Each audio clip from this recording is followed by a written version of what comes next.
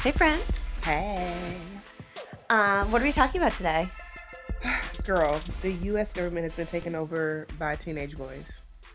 It is just a bunch of adolescent behavior that is coming out of the White House and other branches of government, and we've got to talk about it.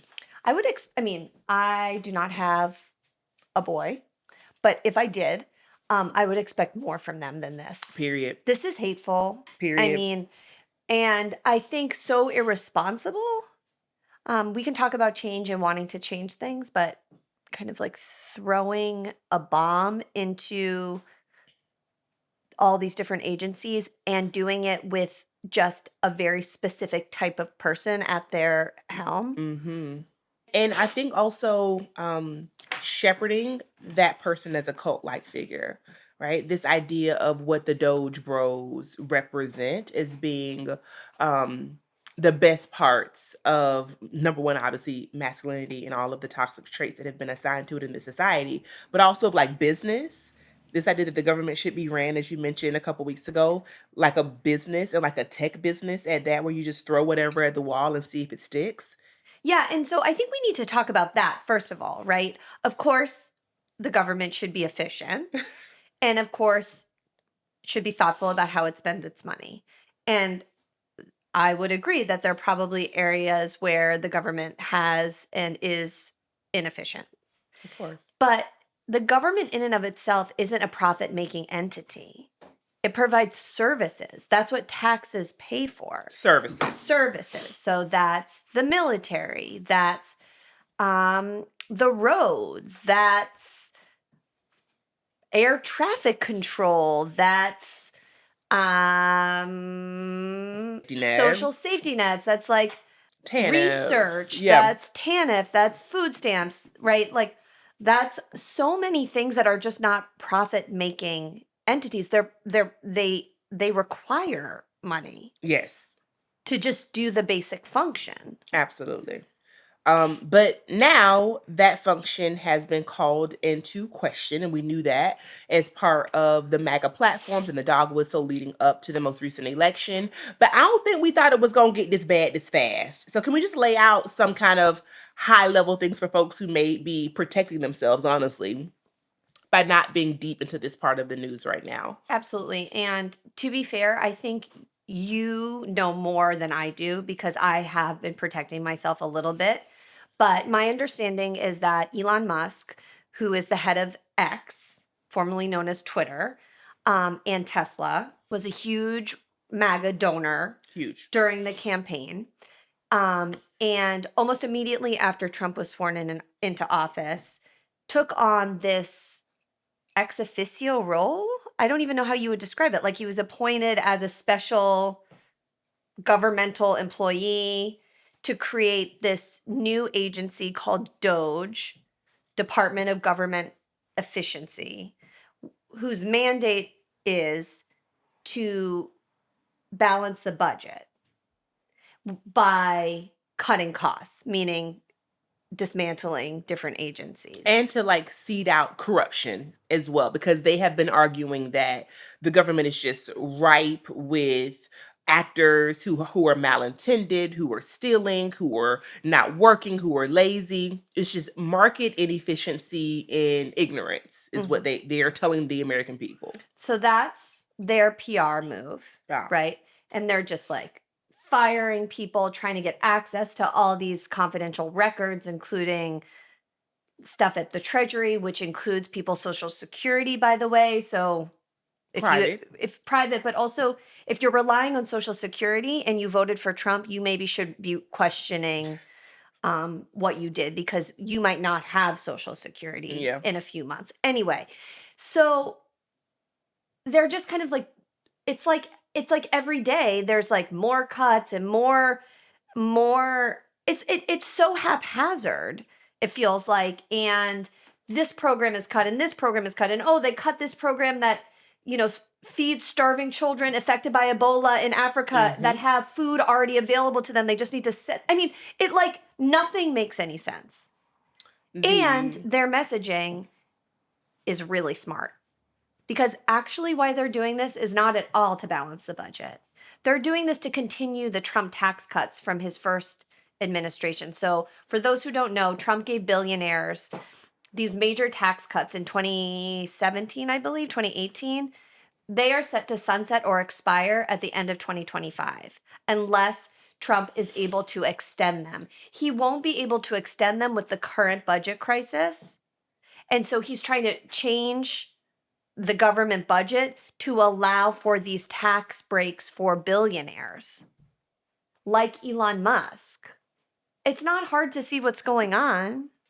Which is why in a democratic society, you have corporations and you have elected officials. It is for good reason that they should not be one and the same. Yeah. And I think we've talked about this before, but we can hold nuance, right? We can say that certain things need to change without blowing them up. Well, first of all, I mean, Trump and MAGA fired all of these inspectors general. So it's not as if there have not been government watchdogs specifically that were put in place post Watergate and President Nixon. And so there are safeguards. Now, There were. There were. So if those safeguards needed to be strengthened, then let's have that conversation. But those people were actually fired because they would have been overseeing what is currently happening. So we know at the time of us filming this that like something like half of the staff at the Department of Education have been laid off. You were mentioning about the services to folks in underdeveloped nations, like Ebola virus and all the treatments. USAID was basically eviscerated. USAID, the doors were literally shut and the people could not get into the building. And then, so I am in the Beltway, as folks know, and just to see on the news, like these politicians who were in their 70s and 80s, like shaking their canes, not to be ageist, but it just felt like, this ain't what we need right now, bruh. Like, you're not leading a mass movement. There is work that needs to actually be done within the halls of Congress and without. And the Democrats just cannot get it right. Like, they don't have a playbook and they are continuing to flail, is what I am seeing. And so it is continuing. And it is quite scary because the other thing, Em, is what did you think about the conversation with Zelensky at the White House? I mean, I was horrified. It doesn't take rocket science to see what's going on, right? Like there's some relationship between Trump and Putin. Oh, absolutely. And is Trump a Russian asset? Like, has the Russian government infiltrated our government? That's not conspiratorial. I think there are many, many facts to support that. I just don't know if it puts us in danger. I ain't never scared. Yeah, me neither. And the Ukraine is our democratic ally in that part of the world. You know when the bullshit started for me? When Trump looks at this man, and mind you, he is wearing, Zelensky, who is the president, he is wearing a uniform that, to my understanding, actually is something that his soldiers on the front line wear, right? So it's not a suit in the Western sense. It is something that he has been wearing since the beginning of the fucking war. Trump looks at him and he says, "Oh, nice that you put on a suit today." Only to take him into this meeting and lambast him in front of everyone. And Vance, too. And you haven't even said thank you. What did you think? I mean, back to teenage boy behavior. It felt like, what do they call it? A dick showing contest? It felt like this idea of like, who has the bigger one? It was to demonstrate who is the toughest, who is the biggest, and who is the baddest. Yeah, and I think I agree. And not only did it feel toxic, but like alpha. Yes. Right? Who's the alpha in the room? Who's going to command, like you need a commander to like take charge, and honestly they all look stupid. Yeah. And I didn't think Zelensky looked that great either. But I felt very badly for him. Me too. I mean, it was a very embarrassing experience. It was exploitative. Clearly, their whole goal. They brought him there for that. Right. The US and Ukraine have been allies for a long time. And to not even indicate to Zelensky prior to that meeting that, first of all, like, I don't think anyone other than Trump and Vance feel like we're not still allies with them. What do you think about? I have a conspiracy theory about this whole thing about natural materials and what they're trying to exploit, in my opinion, from Ukraine, and saying you have to give us this if we continue to support you in the war Yeah, I against. think this is the same thing. I mean, I want to hear what you think. I think this is the same thing about like making Canada a state of the United States and calling the Gulf of Mexico Gulf of America. Like Trump sees himself as this dictator, as this person taking over the world. Hmm. And if he just is able to take over Ukraine and then get access to all of their natural resources, that will make the United States an even bigger power. And God knows like what other perverse thing he has in mind with Putin. Yeah, I also think it's like Western imperialism 2.0. I read this article about this palatable authoritarianism that we are watching happen. And I think the same thing is true about this form of Western imperialism that we're seeing happen as well. It's like to tell the American people we're owed this, as if we, the people, would ever get anything from a natural resource being stolen from another country. That's not how it works. Those resources are oftentimes going to the corporations that need them to make materials, right? They are a raw material. The other thing that it assumes, which is not the deal either, is that by us giving money, us meaning the United Yeah. States, providing arms or funding or support to Ukraine, that would require some reciprocity in the form of a material good is also not what this is. If we lose Ukraine, like the world loses Ukraine, then there will be no democracy in that part of the world. That whole part of the world will be Russia. Mm-hmm. Talk about this. Why is that scary for people who may not understand? Uh, I mean, you probably know more than I do, but Russia is not a democracy. There, there's a lot of silencing of speech. You cannot live freely. You cannot vote freely. You don't have access to any real form of meritocracy, right? So there's not that that even really exists anywhere anymore, but like you're born where you're born, you stay where you're born. You're lucky if you live. There's a lot of disappearing. There's a lot of silent killing. There's a lot of danger. It is not a safe place to be anyone, honestly, but particularly if you can't be LGBT, you can't be A out, hundred you can't be percent. different, you can't, you know, women don't have the same choices as men, right? It's very, very repressive A to the 100%. to what I know. Yeah, that's my understanding as well. If we have Russian members of our community in our audience, please let us know. Um, and so that spreading throughout the world is scary and reaching our doorsteps. and and a tacit approval of that sort of behavior.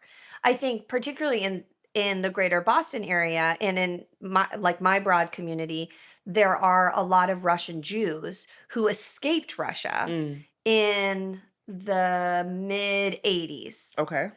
Um, and so seeing this happen for them is also terrifying. I mean, it's terrifying for a lot of people, but like that's Yeah. my closest connection to it. And they fled for a reason. I have a little story. Obviously, this does not go for everyone, but it is something that I thought was interesting. My photographer in New York who shoots me is Russian, and so I asked him the last time I saw him, "What do you think about what's going on?" And he said, "I'm horrified and I'm happy that I'm no longer there." He said, "But I've lost so many friends." He said, "One of my childhood sandbox friends actually." His father was a police officer, and he agrees with the taking of the invasion and the taking of Ukraine. And he said, I just couldn't believe it. And I asked him, like, why? What is going through your mind? And he said, because it's time for us to toughen up. What does that even mean? He said, it's time for us. There are people, and I believe Viktor Orban in Hungary is one of these leaders, that truly believe this idea of inclusion and an idea of gender equality and understanding that race is a social construct used for division, the DEI measures and the wokeness has made society weak. And it is attempting to castrate, proverbially, men and cisgender white men at that. And so their fear is that we have gone too far and we have to toughen up and we have to be the alpha nation again. So get rid of all of this woke shit. That's not what we're doing. There is a model of conservatism that they are very keen to implement right now. I don't know, because I just don't agree with any of that. But even playing devil's advocate for us and saying, okay, maybe like identity politics, as people say, like shouldn't be a part of the workplace, and, you know, people, shouldn't. The issue with, I can't even make the argument, because DEI to me is not softness. It's understanding that diversity makes us stronger. And diversity being a diversity of opinions, diversity of identity, diversity of experiences, and understanding that where you are born, meaning what part of the country, what socioeconomic class, what your race is, what your religion is, who your parents are, plays a role in where you have access to. And so programs that provide support for individualized identities do so because they don't get that support through regular channels. Not at all hard to understand at all. So it's hard for me to even play devil's advocate.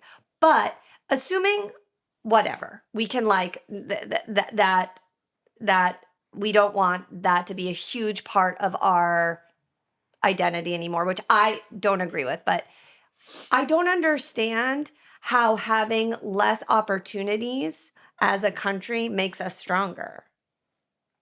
I think they would say that there are not less opportunities. There are opportunities for people who want them. And if you want it, you'll work hard enough to get it. But what about the very real reality that certain people aren't safe? I think they think that those ideals are being pushed on them and on people in Western society. Yeah, We well, don't, the data doesn't. right? It's, I it's mean, the idea that you're making my child gay, as my friend who was a guidance counselor, one of the parents telling her, because she had a rainbow sign on her door as a guidance counselor. You're making my child gay. You're pushing trans issue. You're making me accept transgenderism. This is a man using the woman's bathroom. And as a lawmaker said, tranny, I don't believe in trannies being at the Capitol openly in Congress in the United States of America. And so hatred has now become the way that they're using to fight wokeness, because they believe that our society has become weaker because of it. And we know that's not fucking true. But I think until we call a thing and recognize what we're fighting against, we're going to have a hard time countering the attack, because there is a very clear model for me that I think we're seeing play out. And it is the rise in the legislation of a toxicity that is rooted in cis heteropatriarchy. in a particular way. In a particular way. Absolutely. Absolutely. And so, I agree. And it's so blatant. girl, So that's the other part that I can't figure out if it's good or bad or neither. I think it's bad. I think it's all bad. But like, even when you think about who has been hired by the administration at DOGE, right? There are individuals who are not serious people, right? They Period. don't have a work history.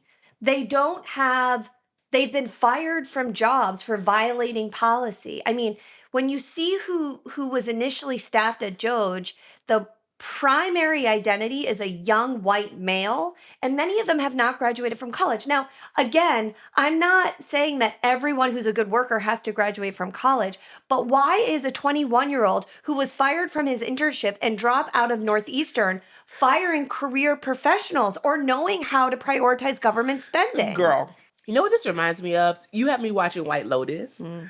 In season 1, when the mom was at the table with, the one friend who's woke and then her other, and they're supposed to be like, I think their character were these Gen Z wokies. And the mom says, give your brother some slack. It's really hard being a straight white man right now. That's what it feels like. It feels like the rising up It's this idea that we have been victims of reverse racism. We have been victimized by all of this chatter and all of these changes. And God damn it, we're not taking it anymore. Give us guns. Give us women, because we also love a good essay. Give us drunkenness. Give us drugs. We're cheating on our wives with impunity, goddamn, with sex workers. Can I say something that I don't think we've ever fully talked about, but where I think the left got it so wrong? Ooh, let's talk about this is my favorite topic. Well, it's not my favorite topic, but this is one that and I can tell you the context after I say the thing, where in places of that were progressive, right? Where there was a celebration of DEI and social inclusion, and maybe there was a diversity director, or maybe the head of certain departments were of underrepresented identities. Yet they were still upholding white supremacy. And we weren't able to fully see it in the same way. Sips tea. And now we're fucked because we didn't see it. Those entities are still primarily populated by wealthy, white, heteronormative people, even if people in certain positions are not that identity. And we haven't actually changed access to anything. Can I respond to this? Because I'm just going to this is my Marxist hat. And I think under a Marxist analysis, what folks would say is because the issue is the economic system. And nothing about who owns the means of production changed. Nothing about how money and power flows has changed. And as a matter of fact, DEI became commodified, which is why Target can say, you know what, we ain't doing that no more. Well, it's why, I mean, I think we've talked about it in the sense of like the black squares did nothing. So everything becomes performative if you don't actually get to the root of disparities, if you don't get to the root of the issue. Right, but I think there was a lot of blinders on among all of us because there were a lot more people in powerful positions who were not white. Yeah. Yeah. There were more. There still was not a lot, but there were absolutely more. I think Claudine Gay is a good example. I think Claudine Gay. I'm thinking particularly in academia. I'm thinking in the nonprofit space. I'm thinking with electeds. Yeah. Right. So yes, there was movement, but the system didn't change. No, absolutely not. I mean, I think you know what it takes.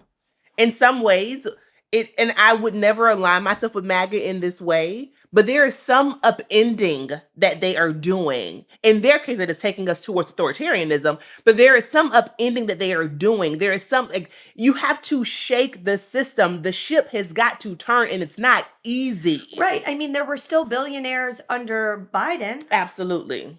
You know, the white supremacy never changed. I think sometimes someone once told me, and I will never forget this, and he's an elder. He has actually since transitioned, but he organized with Dr. King. And he talked about how racism mutates. You know, and he talked about how right when you think you got it, right when you think you have found a solution to disparity and discrimination, whether it's court cases, Brown versus Board, right? Whether it is law, Civil Rights Act, something will happen that will completely shift because that is what will reign supreme unless we find a way to completely uproot it. And that is what we struggle with as progressives. Doing that work. Do you think it makes it better that it's overt or worse? Ooh, this is good.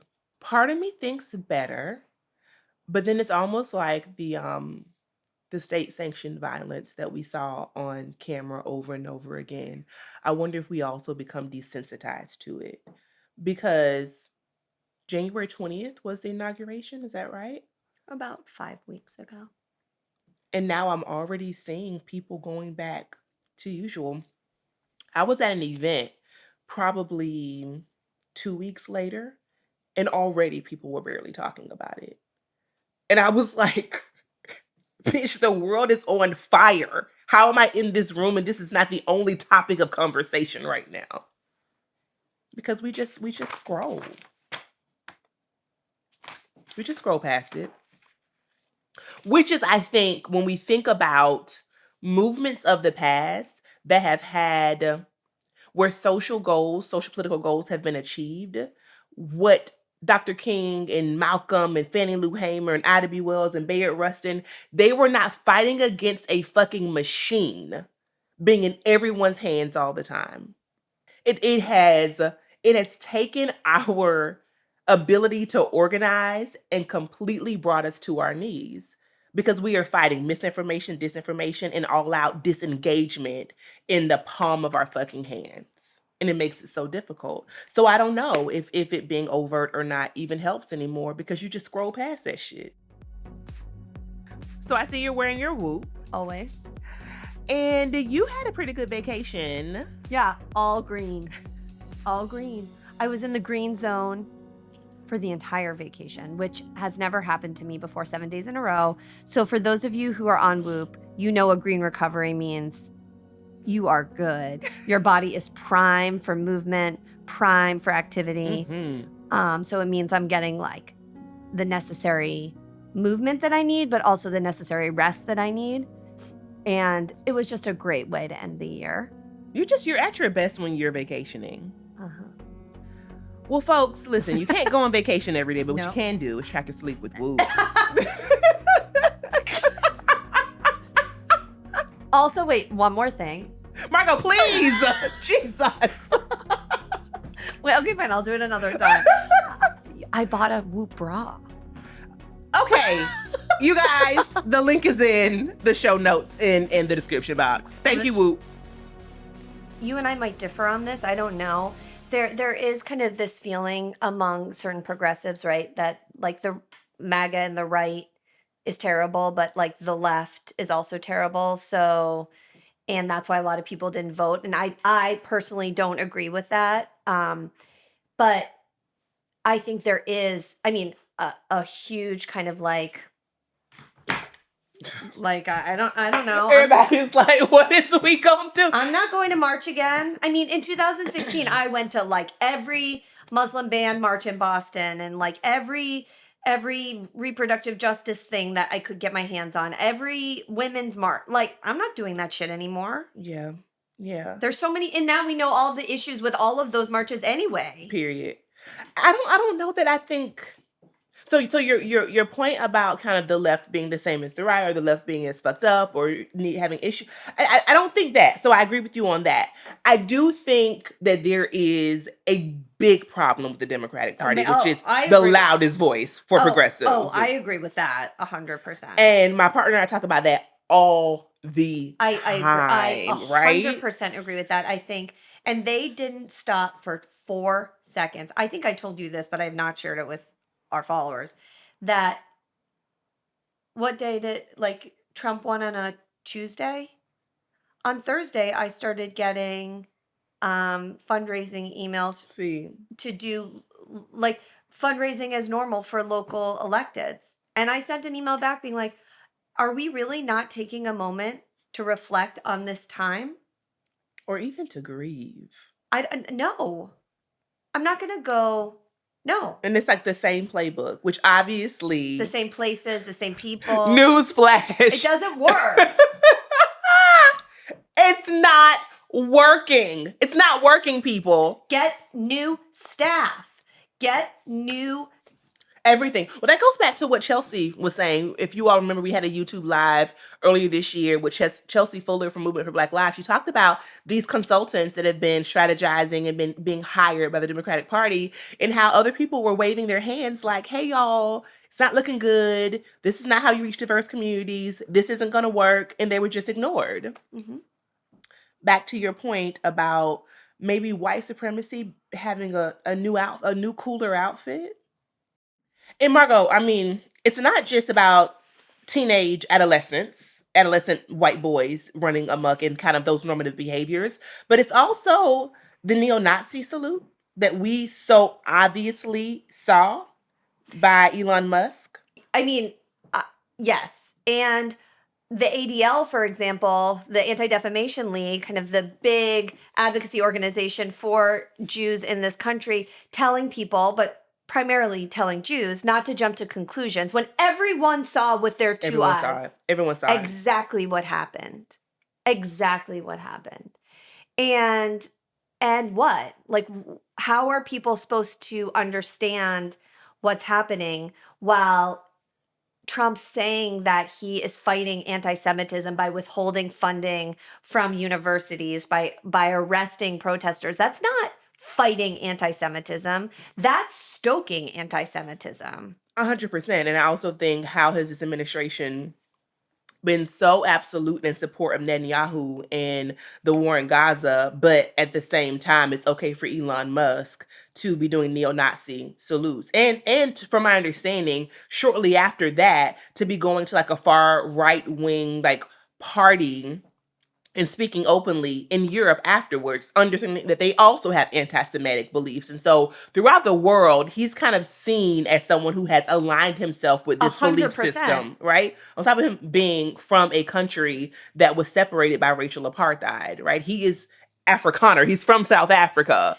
So I don't know, and I haven't had this conversation with people who are more expert in the Middle East, but I think to your earlier point about what Trump is trying to do in Ukraine, he's also trying to do with Israel.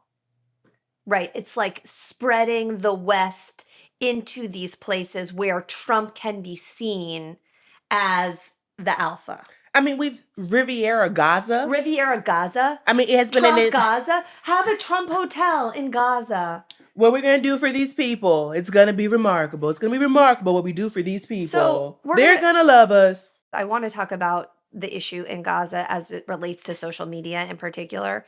But where are the photos of Gaza now? We saw lots of photos of Gaza post October 7th up until January 20th. Where is the journal? Where are the journalists? Where is the news? Where is all of that? Girl, I thought she was going to say where them people at, they said that they wasn't going to vote for Harris because they was supporting because of Gaza. And now I was hoping you were going to say that. But yeah, and now we're here and this man is talking about the Riviera Gaza. So that went from bad to fucking worse. My point is that this in no way is for the hostages. This is in no way for Jews. I would never want kind of my identity to be aligned with what is going on anywhere. I mean, but we called that, right? That this was going to be a moment of division where Jewish people or causes that were related to Israel were going to be used to woo folks to the Republican Party, and Trump and MAGA in particular. And doing so at their actual own physical peril. I mean, the rise of anti-Semitism in this country is real. Yeah. Jews are way less safe now. People are way less comfortable sharing their identities. At most synagogues in this country now, there are armed guards. Yeah. And that is not for no reason. At my daughter's old preschool, which was a Jewish preschool, there was a guard. Right. There are real threats. And not that that is worse than anyone else who has a different identity, but Trump is not doing anything to protect Jews. So if Jews are thinking that like they have a leader who has their interests, that this is what, or if they're single issue voters, right? There are some single issue voters who vote just with Israel. They're really doing it at their own peril. But no, first of all, many people are operating against their self-interest. But when this fool said, I would say, probably about 24 hours, hostages should be back. If they're not back in about maybe 24 to 48 hours. Like, that's not how we're talking about foreign policy here. And you are haphazardly just saying when you think... He's like, I want that done now, and that done now, and that done now. Sir, you don't order hostages like a meal. Like, you're not like, oh, I would like that one back and that one back. I believe that we have stood by and been witness to a genocide, and now it is turning into ethnic cleansing if what he wants is actually enacted, and it is absolutely abhorrent and it is scary. And he has allies who will go along with the bullshit. And also allies within the cabinet. So what about, Margo, the cabinet meeting, the first cabinet meeting, when Elon Musk stood up with his, baby? The baby was telling people to shut up. And picking his nose. Good for him, but and he spoke for like the majority of, I think someone calculated it, for the majority of the time. We heard from no one else in the cabinet, maybe from JD Vance for a few seconds, if at all. And he's up there like with a baseball cap on, doing his tech bro spiel. I think that everyone has been brainwashed. And while I still hold hope, because without hope we don't have anything, and I do hope that things change. Um and I do believe actually that Trump and Elon will have a big falling out at some point because they're Yeah. both Narcissistic. right. Um I think the damage that they will do and have done will have reverberating effects for, I mean, maybe the rest of human history.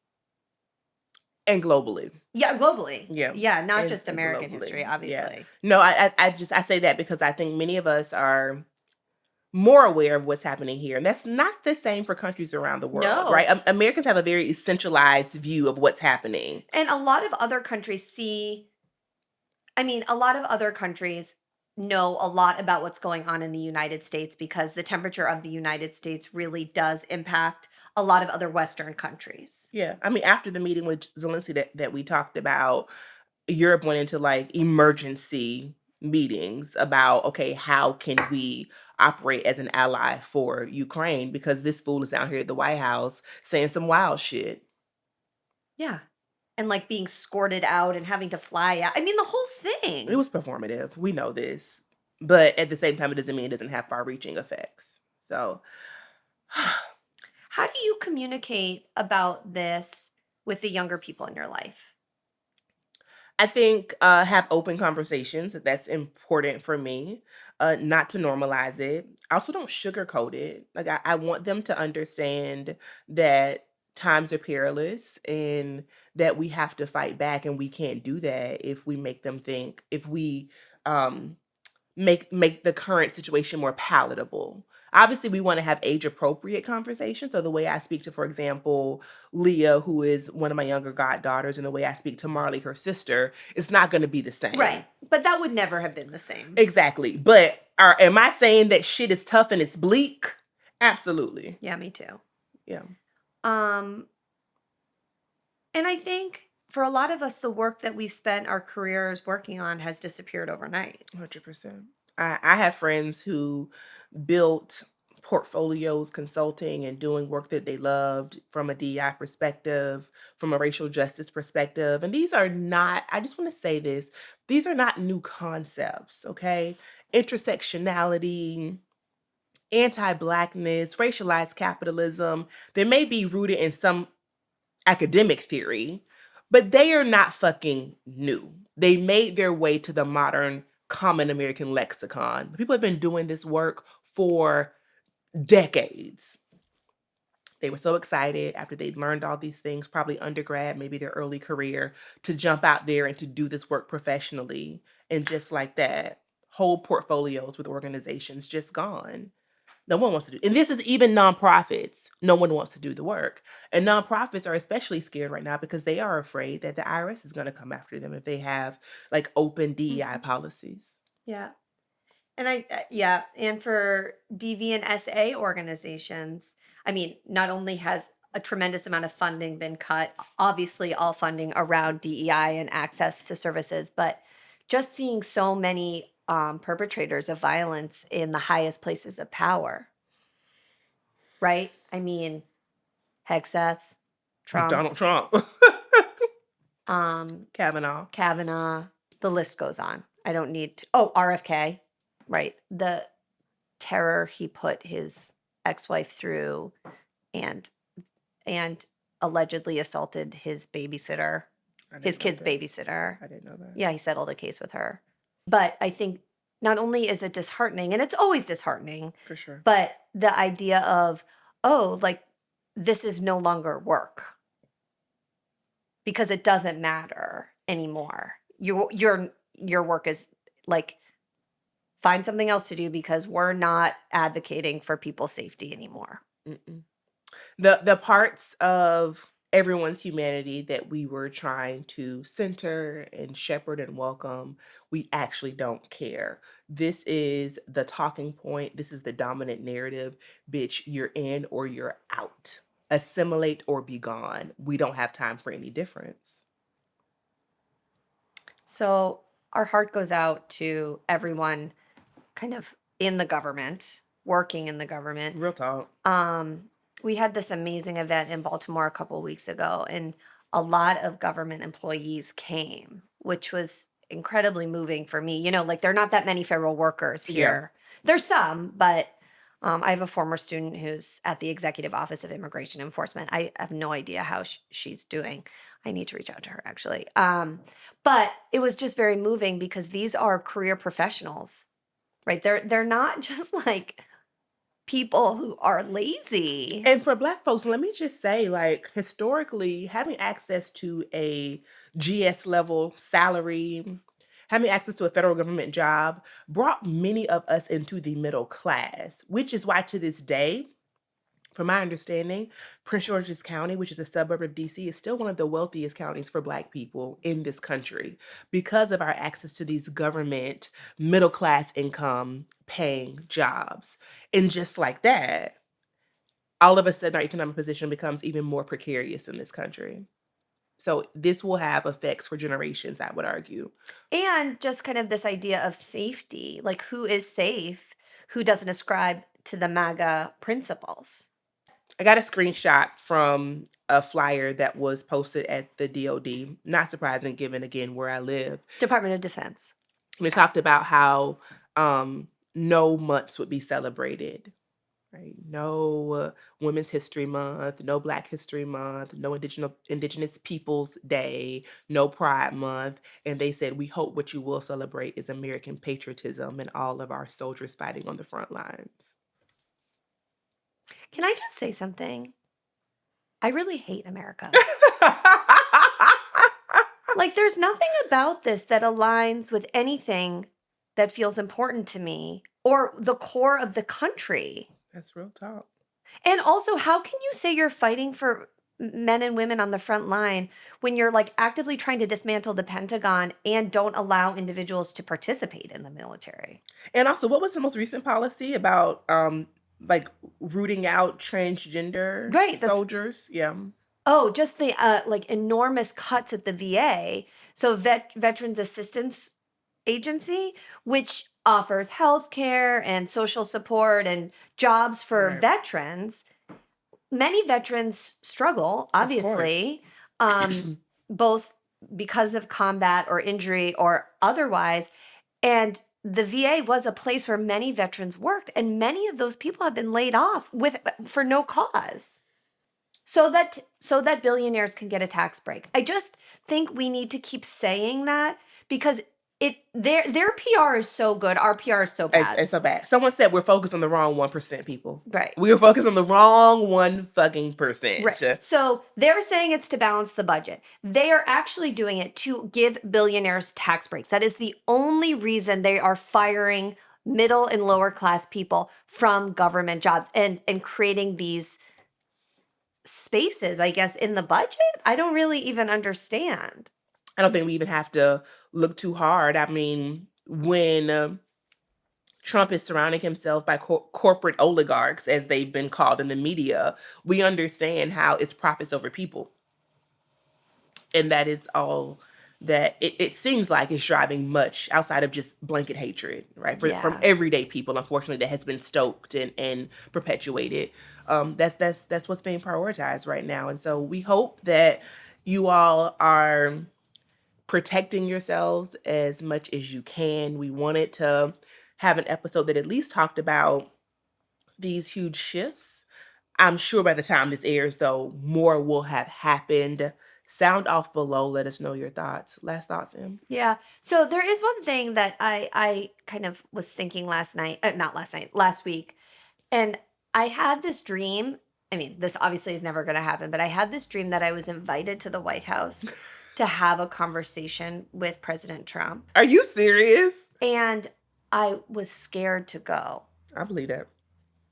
And I was like, wow, if I had that opportunity, would I take it? And would I allow myself to be alone in a room with him? And the answer was no. I would be terrified. And I don't maybe that's because I don't know why that's never going to happen. Like I don't, nothing that I say is so important or would give me access to that space, but it's so telling, right? As a That you would be afraid. 44-year-old woman, kind of, that I would be scared. And it's the president. It's not like, I don't know, a Colombian drug cartel calling you into a room. It is the president of the United States of America. Right, but like, so the days now where we like even think we can be independent and like walk home alone. I mean, I don't know. Like, when does it end? Right? Because if there are no laws that apply to certain people and there's no rules or decorum, which we can critique, right? Whatever. But if there's no pattern or practice that we can understand, then we're scared. And we're all operating from a place of fear. Yeah, it's a fear mongering, right? It is. And I think the fear mongering has been necessary to coalesce power in this way, right? To centralize power. It is to make us all afraid. Last thing I'll say is, girl, as I scratch my head literally, when Donald Trump during the State of the Union address called Elizabeth Warren Pocahontas. Well, he always does that. It was the State of the Union address, and he calls this woman. There's no decorum. There's no rules. We are operating as really poorly behaved 14-year-old boys. And that's that on that, people. Thank you for listening or watching today's episode. Make sure you are following us everywhere across the internet. The podcast either is on a visual platform like YouTube, or you are tuning in. Subscribe to our Substack, and we will see you all next time. Thanks for listening to Justice. We hope you enjoyed this episode. If you'd like to learn more about our podcast, be sure to check us out on our website at justicepodcast.com. You can also reach out to us there if you want to be featured on the show, or if you have a business or a product that you think would be a good fit for our audience. Thanks again for listening.